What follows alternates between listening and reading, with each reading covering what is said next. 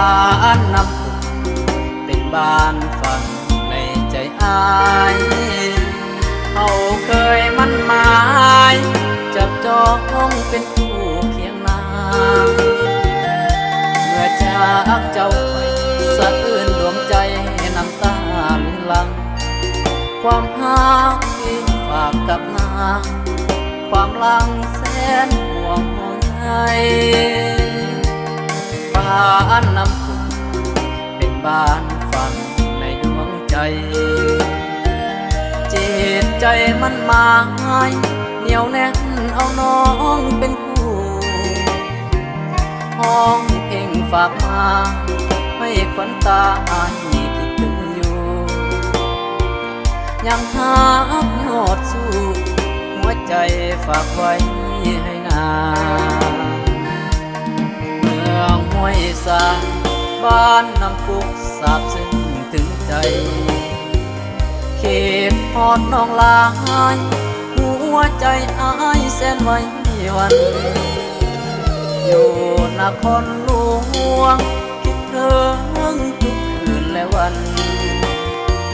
แนมเบิ่งดวงจันทร์นอนหลับฝัน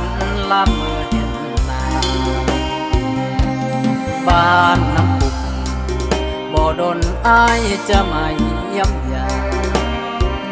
มาหาคนงามสาวน้ำพุอายบ่ได้ลืมลาจงได้รอคอยอายจะมาหาน้องแก้วตาจะมาวิวามาสู่ขอกับน้องนวลนา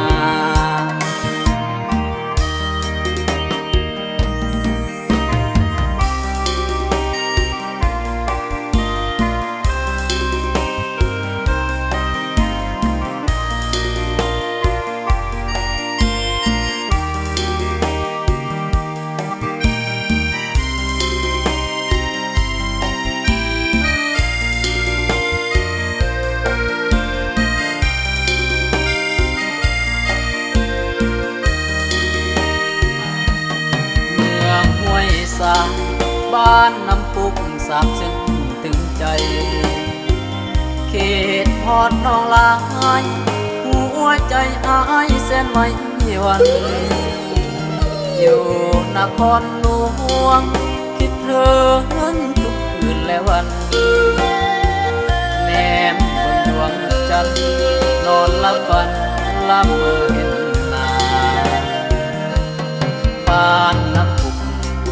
บ่ดนอายจะมาเยี่ยมยามมาหาคนงามสาวน้ำพุอายบ่ได้ลืมลาจงได้รอคอยอายจะมาหาน้องแก้วตาจะมาวิวามาสู่ขอกับน้อง